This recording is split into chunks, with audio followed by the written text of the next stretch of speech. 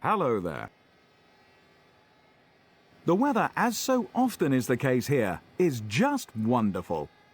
Welcome everyone, and you have joined us live from round 13 for the Portuguese Grand Prix.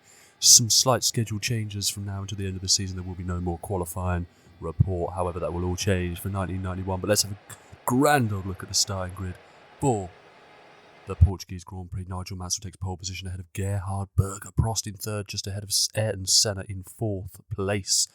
But we have Nelson Piquet and his teammate Nannini alongside him, with Riccardo Patrese taking up 7th place, still no seat, along with his teammate Boutsen for next season. John Alesi in 9th. Ivan Capelli takes up 10th spot with just ahead of his teammate. And Nakajima in the Tyrrell is in 12th place. Eric Bernard ahead of Suzuki in 13th and 14th. 15th is Cafe, 16th Barilla. Alboreto takes up 17th place. Martini is in 18th place. Brabham 19th. Derek Warwick out-qualifying his teammate for the, I don't even know how many times this season, probably not a lot, in 20th place. Then we have Modena a lot, Larini, Grulard, and then Game was awful. He had a fault in qualifying. He takes up 25th with Guido Cogamelli in 26th place. That is horrendous. But yeah, we need a good start here. We should be able to dispatch a lot of these cars around us at the start. So it doesn't even have to be a good start, really. It doesn't even have to be a good start. But we'll get away well, and we tend to launch really well with these slow cars off the line. They're slow with the acceleration, but we are going to find ourselves gaining 10 places before we even get to turn 1. And we've got Cafe just ahead of us and Suzuki just behind us. Absolutely fantastic stuff. Could not have asked for much more. But we dive up the inside of Cafe. Are we going to make this stick? I believe that's Nakajima ahead of us in the Tyrrell, but we should be able to make light work of him, and then we'll start finding it a little bit harder. You know how good that Leighton House car actually is. So it will be difficult. We've got an excellent run out of here. We have got an excellent run on Nakajima in his Tyrrell as we head down towards absolutely no idea what corner it is. We are good on the brakes in this car. It's the one thing it's actually good at. But we are now up into 12th place with Ivan Capelli just in front of us. Lovely stuff. We are going to take a little look at the replay from the start. Mansell gets away excellent, but he still covers off Gerhard Berger in 2nd place. Prost with an absolutely fantastic start. He's having a look at Gerhard Berger as they fly towards turn 1. Senna with a poor start, but he manages to maintain his 4th place. But Prost was shoved a little bit out, and Mansell's disappeared into the distance with Berger 2nd. Prost is on the grass, and that's dropped him back behind Ayrton Senna, and he's now in 4th place, and he's being troubled by the Benetton of Nelson Piquet. Surely that is a disaster for Alain Prost. He could be down in 5th place. But Mansell has got himself an handy little lead, and Prost was down in 5th place. We'll have a look on board of Alain Prost. And he was probably a little bit ambitious on Berger there. I'm not sure why, but that's allowed Senna to come through before he even gets to the grass. And he just runs out wide. And that'll obviously slow his momentum. And I believe you look to the right, and that allows the Benetton of Nelson Piquet up the inside. And that's an awful couple of corners for Alain Prost, especially if he wants to keep this championship battle alive. He lost the championship lead fully in the last round, I believe, unless I'm getting that all mixed up. But it's still tight at the front. You can't really afford to losing points. But we're coming to the end of the lap now, and Prost is all over the back of Nelson Piquet. We know he's enough, but he's run wide again. He's going to hit the wall. Is he going to hit the wall? Narrowly misses the wall as he heads onto the main straight. That is going to leave him massively vulnerable to Nannini, and Nannini isn't even going to need turn 1 to get this done. And Nannini up into 5th place, but that has relegated Alain Prost to 6th place. Absolute disaster for the Frenchman, but he really needs to get the hammer down now. Focus, reset himself. We know how good the professor is, but that has been an awful that's been an awful opening lap for the world champion. But we're right back on start with us, and we haven't really made too much of an inroads into Capelli. We are struggling. The car's hell, right? I've mentioned this many a time. Right, I know we're going to Williams next season, although we're not painting ourselves in great light the qualifying and some of these race results we keep having, but we have got Ivan Capelli just ahead of us, and that will be Lacey. We're going to run out wide, dip a wheel onto the grass. Is that going to leave us? No, it's not. It's not going to get us with Nakajima. But we are so good onto the brakes into this corner that we do Capelli up the inside, and that puts us into 11th place. Now, obviously, I don't think points are on the cards here, especially for the front lot finish, because the Benettons look quick here. So, a top 10 I would be happy with this hellish Lotus car. That's a Lacey out wide. Is that going to allow us to? We're just so poor out of that final corner. We're going to leave. Here comes Ivan Capelli in the Leighton House. He's going to stream past us, surely, but he's not. He isn't going to do it before we get to turn 1. We're just going to hang it around the outside, making sure we keep a hold of our P11th. But lovely stuff. Prost is all over the back of Alessandro Nannini. We expect this Ferrari to be much, much quicker than the Benetton, and it looking like that, we can see. So, it'd be words. That'd be interesting. And Prost makes a move up the inside. Unlike Prost to be diving up the inside. Usually he's very calculated, but I don't think he can afford to be. I think you've got to see a different level of Prost in this race. But he's got past Nannini and back up to 5th place. But very uncharacteristic from there from Alain Prost. But like I said, he's probably going to need to be. He knows that Berger outscoring him again is not good, considering the McLaren is probably the better car now at this stage in the season. So it will be interesting to see how it all plays out. We are in 11th. Alesi has kind of pulled a gap on us a little bit. We don't really have the pace. It's up to 1.7, 1.8. We're just not quick. It's the high-speed corners. Slow-speed corners, we're all right on the grass. Is that what we're going to defend? From Capelli, I was expecting a dive up the inside. But the problem is it's high speed. The low-speed corners I can get away with, we're on the gravel. No! Such a rookie error. And we're on the gravel, and that is essentially us. Oh, that's us going to be last. The yellow flags are out. We are in the gravel, and it's a nightmare to get out of it. We know that.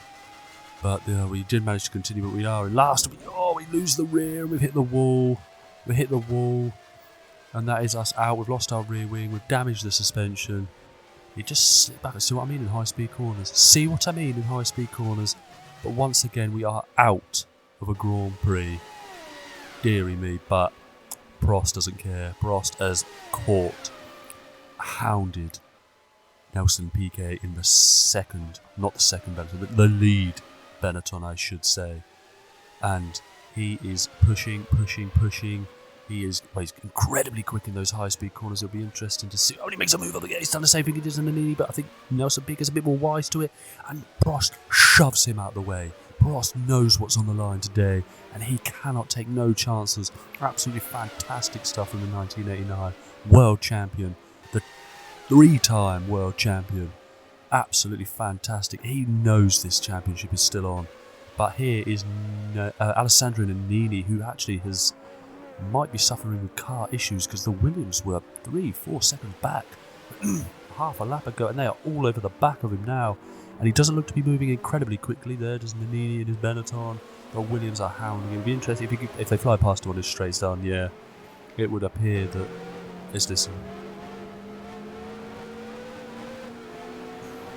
would appear a gearbox issue. But that's rotten luck. He was in P6, which would have got him points today. Well, a point. Would have been a double points finish if it had stayed like that for the Benetton team. Oh, that's rotten. He's been one of the drivers of the season, has Nannini, but there's nothing he can do about this. That's both Williams has passed him. Here comes both Leighton House cars with, they just stream past him. And that's a Lacey there.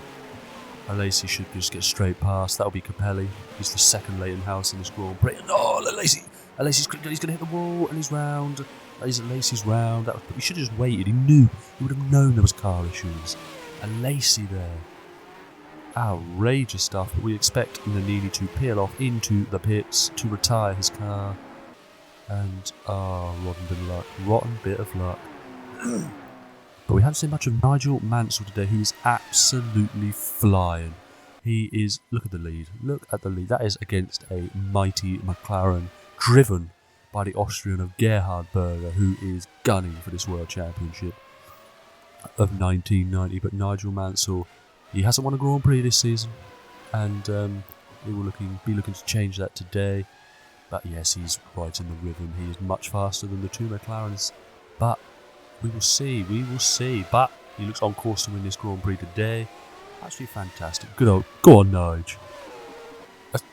I've spoke too soon. Mansell's in the pits. It's him retiring from the Grand Prix.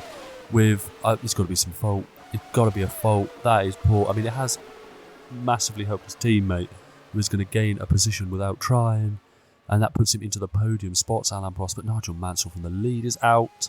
Oh, that is rotten luck. But this is now your new race leader, and it just all seems to be falling for him this season. He was several points back at one stage, even 5-6 rounds ago. But now you are looking at the race leader, the championship leader, Gerhard Berger, being followed by his teammate Ayrton Senna. And that is absolutely fantastic.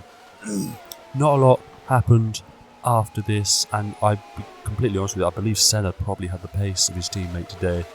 But we know he's been told to stay behind. He will have another crack at it next season in the McLaren. But Gerhard Berger and Ayrton Senna round the final corner. Gerhard Berger takes another win. Senna is rounding the 1-2 finish up for the McLaren Honda team. And that's Berger wins from Senna in second place.